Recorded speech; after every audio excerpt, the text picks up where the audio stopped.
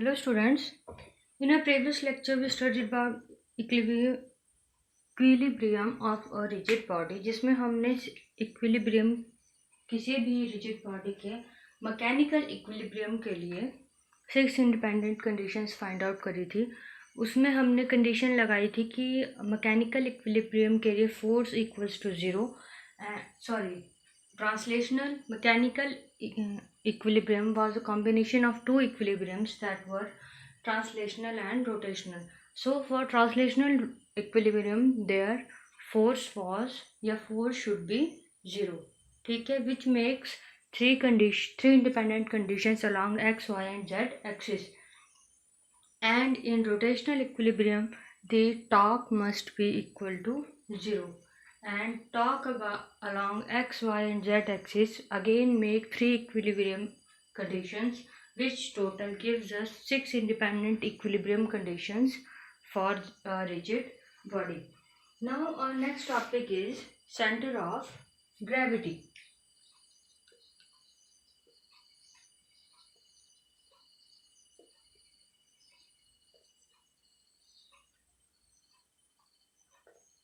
Now as it is understood to you all, जो हमारा wait होता है वो ग्रेविटी की वजह से होता है. That is the mass of body attracted due to gravitational force is called weight. ठीक है, तो कोई भी बॉडी अगर आपकी अर्थ पे लाई कर रही है तो that is undergoing a constant force या constant gravitational force which is called weight. ठीक है, तो अगर हम जो रिजिड बॉडी है कोई पर्टिकुलर, उसको हम system of n number of particles consider करते हैं. मतलब हम कंसिडर करते हैं जो रिजिड बॉडी है वो छोटे छोटे पार्टिकल्स से मिलके बनी है और वो आपके पास कोई भी सरफेस है उस पर लाई कर रही है. कोई भी सरफेस है यहाँ पे है, जैसे कि आपका अर्थ का सरफेस, उसमें छोटे छोटे पार्टिकल्स हैं आपके. ठीक है, उन सभी पार्टिकल्स का सरफेस पे एक वेट पड़ रहा होगा that you designate as W. अब वो वेट क्या होता है आपके पास? Gravitational pull. And that weight is given by mass into gravity. So if m1 is the mass of this particle which is a constitute of this whole rigid body, then its weight can be given as m1g. ठीक है, ये वो force है जो body इस surface पे लगा रही है जिस पे ये लाई कर रही है. Now the weight by second particle can be given by m2g, and similarly up to n number of particles the weight can be given by mng. ठीक है, n can be something, yeah, n can be 1 2 up to infinite number of particles. ठीक है, now these यहाँ पे जो मैंने wait के vectors बनाए हैं, पोजीशन वेक्टर्स बनाए हैं, या फिर the axis upon which it is lying force on the ground, इसका भी एक center of mass होता है. Now that center of mass is here called center of gravity because these all masses are due to weight is due to gravitational pull na? So this is weight or mass due to gravity. So here center of mass is called obviously center of gravity, which will give you the weight due to center of gravity या center of mass due to gravity. ठीक है, तो that can be whole can be given as w vector is equal to m vector into g vector, where m is total mass of body and w is again weight of rigid body, whole weight of rigid body. So अब इसे particular derivation में करते हैं यहाँ पे. So consider a large number of parallel forces directed vertically downward and acting on the body, which is these I have drawn. So parallel forces acting vertically downward and acting on the body. These forces are acting due to gravitational pull.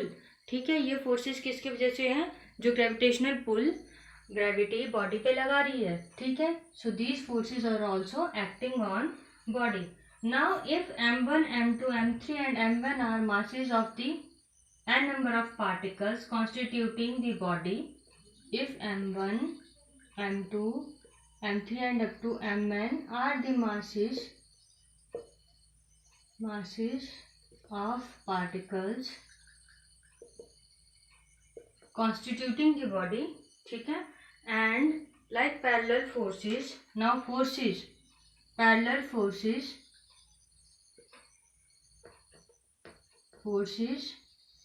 on particles. Now those parallel forces on particles can be given as I have drawn it, m1 g vector, m2 g vector, m3 g vector and up to mn g vector. ठीक है, ये आपके पास parallel forces आ गई. These are called parallel forces because these are in the direction parallel to the direction of gravity. Okay, the resultant downward force that is center of gravity here, so we can call it as resultant downward force, ठीक है, where W vector is the weight of the body for W vector, which is weight of the whole rigid body. ठीक है, ये W vector यहाँ पे क्या है? Capital W vector, that is the weight of the whole rigid body. So that can be given as sum of all the forces acting on the body. ठीक है, तो that is m1 g vector plus m2 g vector plus m3 g vector up to mn g vector, sum of forces acting on each particle of the body. ठीक है, तो this gives us m1 plus m2 plus m3 up to mn into g vector. So अगर हम, ये तो body का system of particles है ना, मतलब छोटे छोटे पार्टिकल्स में, जिसमें हमने बॉडी को डिवाइड किया है. एज अ होल बॉडी का एक मास भी तो है, एक पर्टिकुलर मास, या फिर that can be given as m into g vector, where g vector is the gravity. ठीक है, g vector is acceleration due to gravity. ठीक है, so here m is equal to m1 plus m2 plus m3 up to mn, mass of the whole body, as I told you earlier about this. ठीक है, therefore the point where the weight of the whole body is supposed to act is called center of gravity. जैसा मैंने आपको बताया, एक ऐसा point जिसमें सारी बॉडी का जो मास है वो कंसंट्रेट होगा, और वहाँ पे जो पूरी बॉडी का ग्रेविटेशनल पुल है या एक्सेलरेशन ड्यू टू ग्रेविटी है वो भी कंसंट्रेटेड होगा, तो that point is called centre of gravity. ठीक है, the point where m is equal to, ठीक है, द पॉइंट वेयर, मैंने ये ब्लॉक इसलिए बनाया, ये लाइन इससे रिलेट करती है, the point where whole mass of the body is supposed to act is called centre of gravity. ठीक है, of the rigid body. Now एक और कंडीशन कंसीडर कर लेते हैं, जो ये हमारी रिजिड बॉडी है, दैट इज स्टैंडिंग या फिर that is lying on a sharp nail. ठीक है, शार्प नेल मतलब जो हमारे पास रिजिड बॉडी है वो एक कील पर टिकी हुई है. मतलब the force acting is only a single vector there. Whole body का जो वेट है वो उस नेल पे ही कंसंट्रेटेड है। एक कील है यहाँ पे, उस पे जो आपकी होल बॉडी है वो लाई कर रही है। ठीक है। Now consider that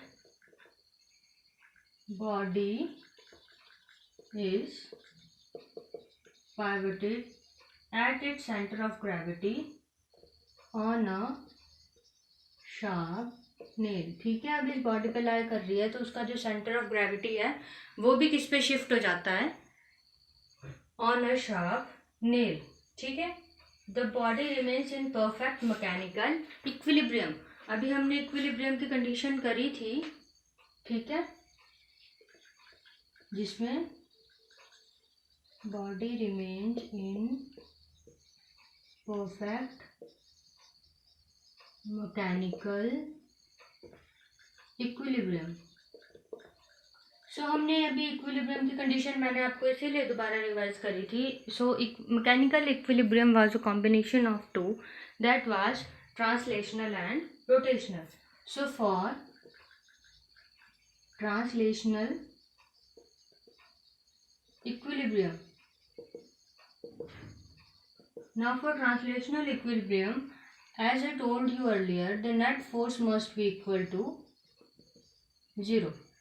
It is 0 here as the reaction of nail is equal and opposite to the weight of body. It is as the reaction of nail, जितना हम फोर्स जो ये gravity acceleration due to gravity nail पे लगाएगी उतना ही वो body उस nail पे लगाएगी। मतलब जितनी फोर्स ये डाउनवर्ड लग रही है उतनी ही फोर्स अपवर्ड लग रही है। So as the reaction of nail is equal and opposite, okay, so the forces get cancel out and the net force becomes equal to 0. For rotational equilibrium, as I told you earlier also, the torque या फिर rotational torque must be equal to 0, net torque। ठीक है।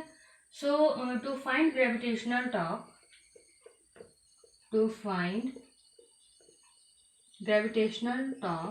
हम क्या consider करेंगे, जो हमने अब तक कंसीडर करते आए हैं, बार बार कंसीडर कर रहते हैं, which is ith particle.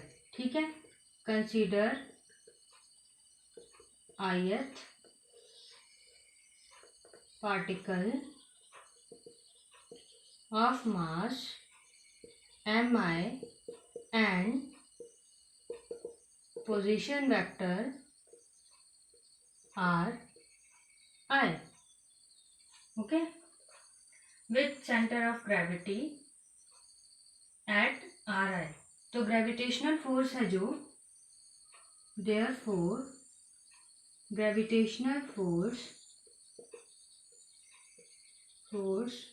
On ith particle. अब जो ग्रेविटेशनल फोर्स हो गया ith पार्टिकल पे, that can be given as mi, that is mass into acceleration now. So here acceleration is due to gravity, that can be written as g vector. Now next with us is the torque of the ith particle about the rotational axis. Torque of ith particle here can be given as ti vector is equal to ri vector cross mi g vector।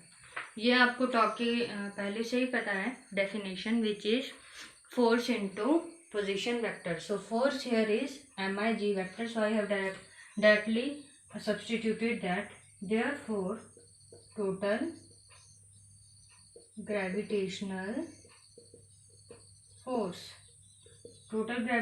Force आपके पास यहाँ क्या है, sorry torque, we are finding torque here ना, total gravitational torque. So torque vector is equal to summation of iota ti vector. This is torque for ith particle. This is your net torque. आप इसे mention भी कर सकते हो बाद में, ठीक है। what is the difference? Ri vector cross mi g vector equals to 0. ठीक है, तो here center of gravity of a body may be defined as that point about which the total gravitational torque is equal to 0. Center of gravity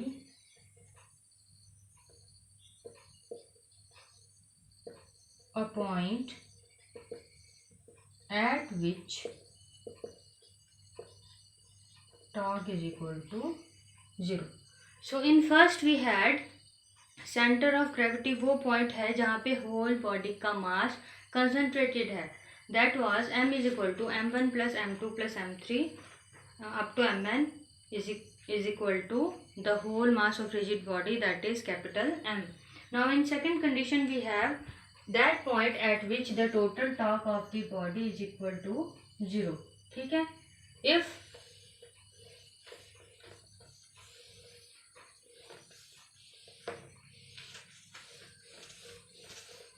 एक और condition है हमारे पास, जो centre of gravity है that can not be 0. इन जो हमारा torque का relation है उसमें हमने क्या किया है, r vector into m y vector लिखो if hence g is non-zero and we have said that our torque is 0, which means ri vector cross mi into g vector is equal to 0 becomes mi ri is equal to 0. ये relation कुछ ऐसा लिखा जाएगा, hence if origin coincide with the center of mass then, ये condition हमारी कब होती थी, जब ओरिजिन हमारा सेंटर ऑफ मास के साथ कोइंसाइड करता था. ठीक है, then we had this kind of condition in the centre of mass for n number of particles. Therefore, center of gravity of the body coincide with the center of mass in uniform gravity or gravity free space. In gravity free space, center of mass and center of gravity of a body coincides. अब देखिए ये derivation बहुत important है, इसमें हमने तीन चीज़ें find out करी. First of all the whole mass of the body is concentrated at a point, then there is center of gravity. Next, in when torque at a point is equal to 0, then we have a point which is called center of gravity. And the last one is if या फिर इन अ gravity free space, जहाँ पे gravity नहीं होती है आपकी, that is आपका outer space है जो, जहाँ पे आपकी ग्रेविटी 0 है, तो वहाँ पे जो किसी भी बॉडी का सेंटर ऑफ मास है और सेंटर ऑफ ग्रेविटी है वो कोइंसाइड करेंगे. बट ये सिर्फ किसके लिए, it is true when the size of particle is small, but it is true only if size of particle is small.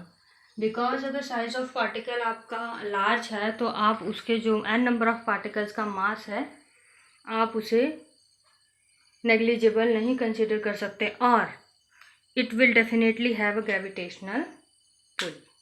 ठीक है, so this was the centre of gravity.